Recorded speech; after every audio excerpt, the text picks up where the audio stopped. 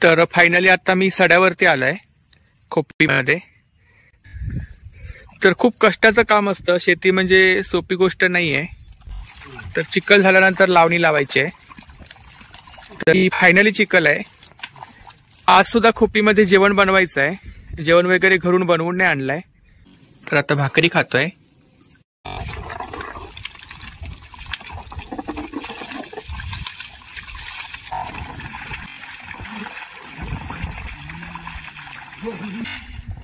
तर जमीन कोरडी असते त्या ठिकाणी पाणी मारावं लागतं, नाही ती जमीन बसली जाते। चिखलनी केल्यानंतर जमिनीची पातळी समांतर ठेवण्यासाठी अशा प्रकारे गुट्ट मारलं जातं आणि लावणी लावायला सोपं पडतं। अशा प्रकारे 4-4, 5-5 काड्या घेऊन चिखलामध्ये लावायच्या आहेत। तर कडकडीत ऊन पडलाय आणि भर उन्हामध्ये या ठिकाणी लावणीचं काम चालू आहे बघा। आता थोड्याची भाजी करूया, थोडे वेपर करूया चिप्स तळून। किती स्वच्छ पाणी आहे पाहू शकता या ठिकाणी।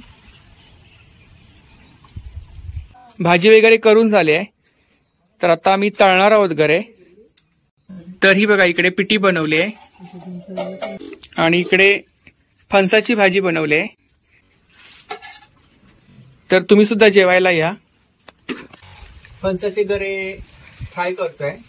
आता त्यामध्ये हळद आणि मिठाचं पाणी टाकत आहे। भाजीचा आळू आहे।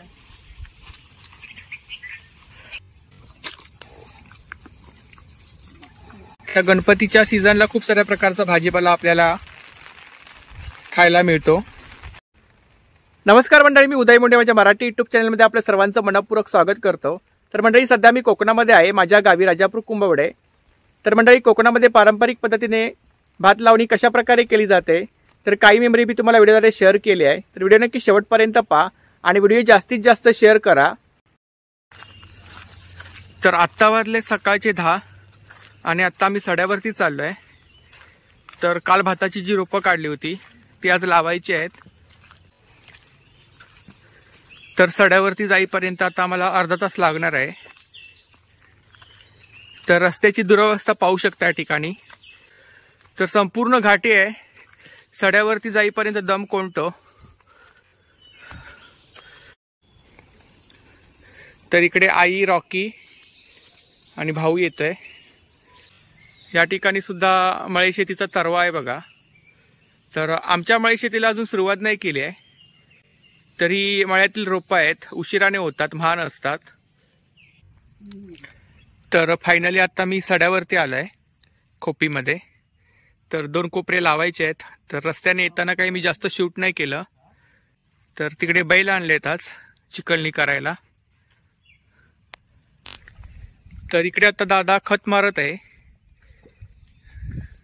तर खूप कष्टाचं काम असतं, शेती म्हणजे सोपी गोष्ट नाहीये। तर इकडे खत मारत आहे बघा।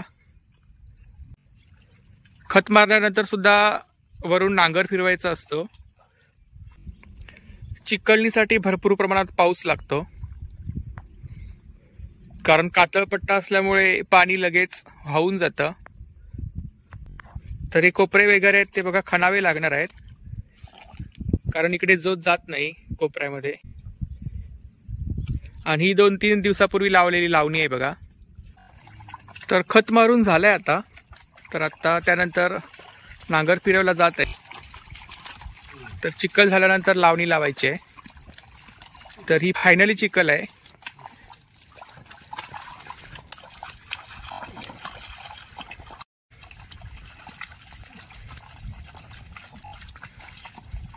तर अजून मळी शेती बाकी आहे, मळी शेती तिकडे खाली आहे घराशेजारी। जर पॉसिबल झालं तोपर्यंत असेपर्यंत तर नक्की व्हिडिओ शेअर करेन। सध्याच्या घडीला आधुनिक यंत्रसामग्री वापरून शेती केली जाते, पण बैलांच्या सहाय्याने जी शेती केली जाते ती खूप छान प्रकारे केली जाते। आधुनिक यंत्रसामग्री वापरल्यामुळे अशा प्रकारे बांधांवरती वगैरे शेतीमध्ये शेती झाल्यानंतर गवत रुजतं, नंतर ते बेनावड करावं लागतं, खूप मेहनत असते। नांगराच्या सहाय्याने, बैलाच्या जोताच्या सहाय्याने जी शेती केली जाते त्यामध्ये एवढं गवत वगैरे रुजत नाही। तर आज पण येताना सकाळी कपडे आणले होते सड्यावरती धुवायला, तर आता धुतलेत कपडे, वाळत टाकलेत, जाताना घेऊन जाऊ. आणि आज ऊन पडलंय, पाहू शकता इकडे. पावसाने 2 दिवस विश्रांती घेतली. आणि आज सुद्धा खोपीमध्ये जेवण बनवणार होतो आम्ही. आज सुद्धा खोपीमध्ये जेवण बनवायचं आहे. जेवण वगैरे घरून बनवून नाही आणलंय. तर आता भाकरी खातोय. चुलीवरती भात ठेवला, इकडे चहा वगैरे आता बनवली. इकडे आता न्याहारी चालली बघा, न्याहारी करतात आहेत. एवढा मोठा फणस आहे बघा. तर आता भाजी बनवणार आहोत आणि थोडेफार चिप्स बनवणार आहोत. तर बघूया आता फोडल्यानंतर आपल्याला समजेल कसा आहे गरा.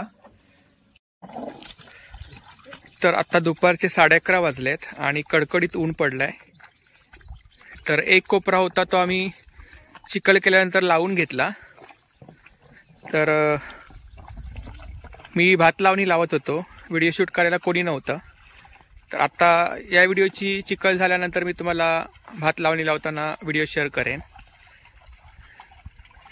तर खत वगैरे मारून घेतलाय आणि कडकडीत ऊन पडलंय, पाहू शकता या ठिकाणी.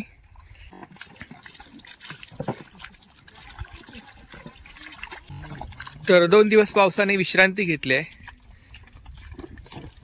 तर अशा प्रकारे उन्हातानात कामं करावी लागतात. कडकडीत ऊन पडलंय बघा, दुपारची वेळ आहे आता.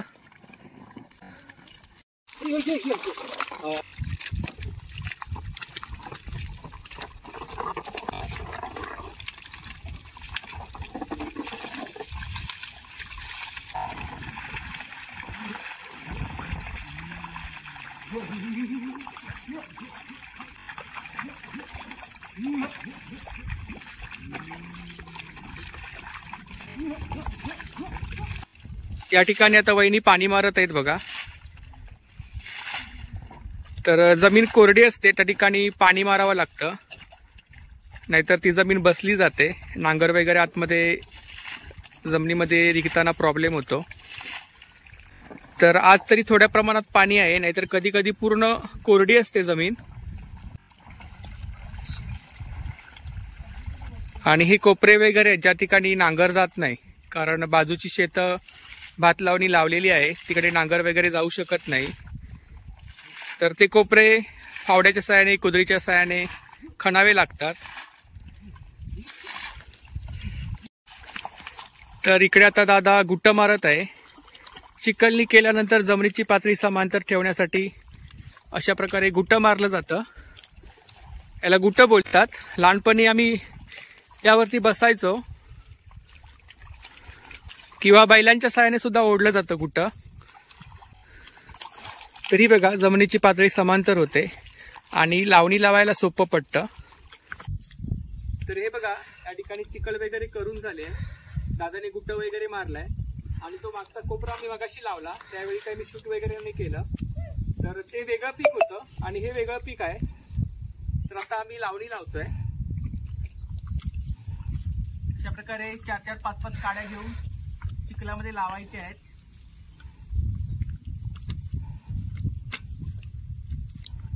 तर कडकडीत ऊन पडलाय आणि भर उन्हामध्ये या ठिकाणी लावणीचं काम चालू आहे बघा.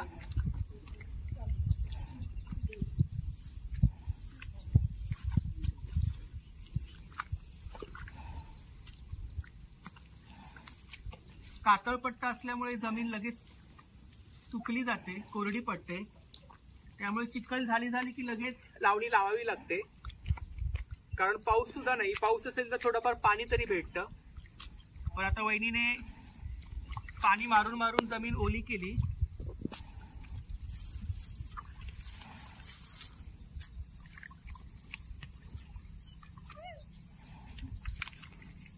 कसलं बरकवा की कापो रे? कापो कापो. आता थोड्याची भाजी करूया, थोडे वेपर करूया, चिप्स तळून. आता थोडीशी भाजी बनवूया. सारखं काढून दे, मम्मी बनवते भाजी. तुम्ही ते लावून येवा तेवढं सांगू.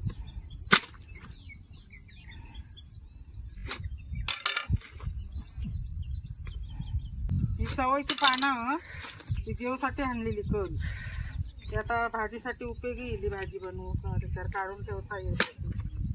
आणि जेवसाठी आज चांगली दुसरी नवीन आणली आहे. हे आता दादाने फोनच फोडून दिला ना तर भाजी साफ करते आणि फोडण्यात देतोय. आणि हे बाकी त्यांची तळूसाठी वेपरसाठी मग साफ करतोय. तुमच्या जर लावून येवा जावा पटकन. भात झालो आता पिठी बनवूची आहे फक्त.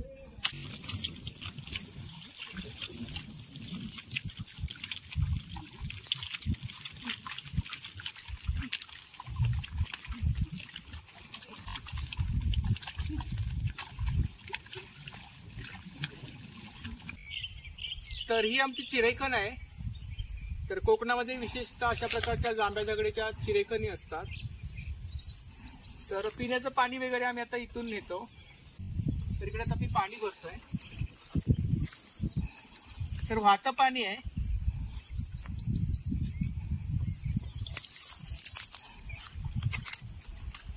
किती स्वच्छ पाणी आहे पाहू शकता या ठिकाणी.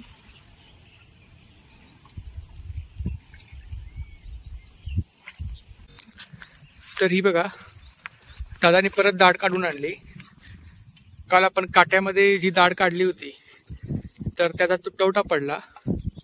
तर चिखलनी झाल्यावरती बैल घेऊन गेला होता आणि येताना ही दाढ काढून आणली. किती पेंड आणलं? 25. तर आत्ता दुपारचे 2:30 वाजलेत. तर जेवण वगैरे झालंय, जेवायचं आहे. तर इकडे आई आणि वहिनी गरे सोलत आहे. भाजी वगैरे करून झाली आहे. तर आता आम्ही तळणार आहोत गरे. तर फणस वगैरे कापताना भावाने शूट केलाय. हे मोठमोठे गरे आहेत बघा. आणि ह्या गऱ्याच्या पाती आहेत. ज्याप्रमाणे आपण गरे चिरतो त्या प्रकारे पाती आहेत बघा. तर पाती आम्ही फेकून नाही दिल्या आहेत. ह्याला चारकण बोलतात. हे बघा ह्याच्यामध्ये गरे आहेत चारकणमध्ये. आणि त्या फणसाच्या बिया आहेत. तर त्याची सुद्धा भाजी वगैरे केली जाते. तर मुंबईला आई घेऊन गेली आहे मे मध्ये. तर तुम्हाला मी रेसिपी नंतर मुंबईला गेल्यावरती शेअर करेन. आणि शिजवून मीठ टाकून सुद्धा छान लागतात. तर ही बघा इकडे पिठी बनवली आहे आणि इकडे फणसाची भाजी बनवली आहे. तर रेसिपी बनवताना मी नव्हतो, लावणी लावत होतो. आणि हा इकडे भात आहे.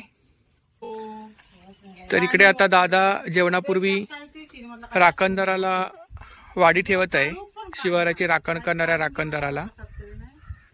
तर शेतामध्ये प्रत्येक शेतकरी अशा प्रकारे आपापल्या राखणदाराला वाडी ठेवतात.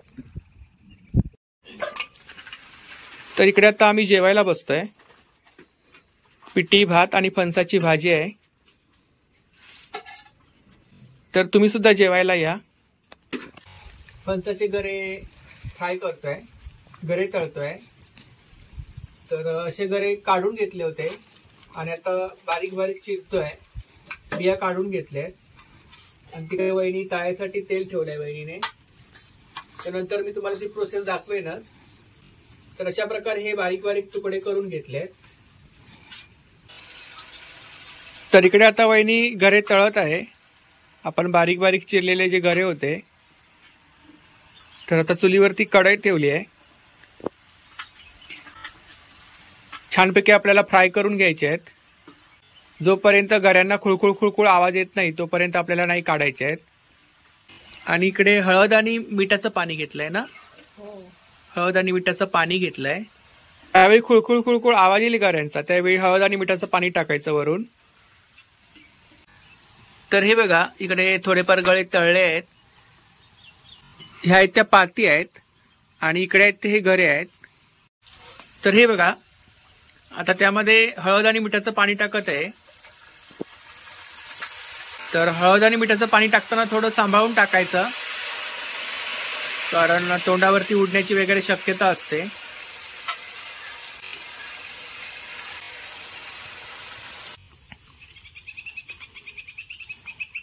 भाजीचा आळू आहे.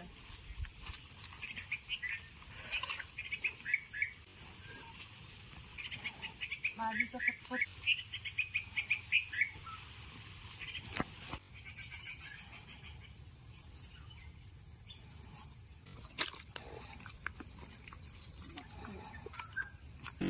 तर आत्ता वाजले संध्याकाळचे 5:30. तर शेताशेजारी या ठिकाणी बघा प्रत्येकजण अशा प्रकारे फड करत असतात. फड म्हणजे भाजीपाला लावतात, त्याला आम्ही फड बनतो कोकणी भाषेमध्ये. तुमच्या इकडे काय वेगळ्या नावाने बोलत असेल तर नक्की कमेंट करून सांगा. तर प्रत्येकाचा अशा प्रकारे फड असतो. मिरची, भेंडे, पाल्याची भाजी असते. या ठिकाणी दोडक्याची वेल लावली आहे बघा. अशा प्रकारे काठीच्या कुंपणावरती वेल सोडली आहे. आता गणपतीच्या सीझनला खूप साऱ्या प्रकारचा भाजीपाला आपल्याला खायला मिळतो. तर इकडे मिरचीची रोपं आहेत, भेंडे लावले आहेत, मका वगैरे असतो दरवर्षी, काकडी, चिबूड. या ठिकाणी दुसरा फड आहे, इकडे सुद्धा चिबूड, काकडी वगैरे लावले आहेत. संपूर्ण गोलाकार निवडुंग लावले आहेत, जेणेकरून गुरं वगैरे आतमध्ये जाऊ नयेत, रानटी प्राणी वगैरे आतमध्ये जाऊ नयेत, त्यासाठी निवडुंगाचं कुंपण घातलंय. तर मंडळी आता संध्याकाळचे 6 वाजलेत, तर आता आम्ही घरी निघालोय. तर आजचा व्लॉग मी इथेच थांबवतो. तर पुन्हा भेटूया एका नवीन व्लॉग सोबत. तोपर्यंत मी सर्वांची रजा घेतो. आणि जर का कोणी चॅनलवर नवीन असेल, व्हिडिओ पाहत असेल आणि चॅनलला सबस्क्राईब केलं नसेल तर लवकरात लवकर चॅनलला सबस्क्राईब करा आणि बाजूच्या बेल आयकॉनला प्रेस करायला विसरू नका, जेणेकरून माझ्या येणाऱ्या नवीन व्हिडिओचे नोटिफिकेशन लवकरात लवकर तुमच्यापर्यंत पोहोचेल. आणि असाच सपोर्ट राहू द्या. धन्यवाद.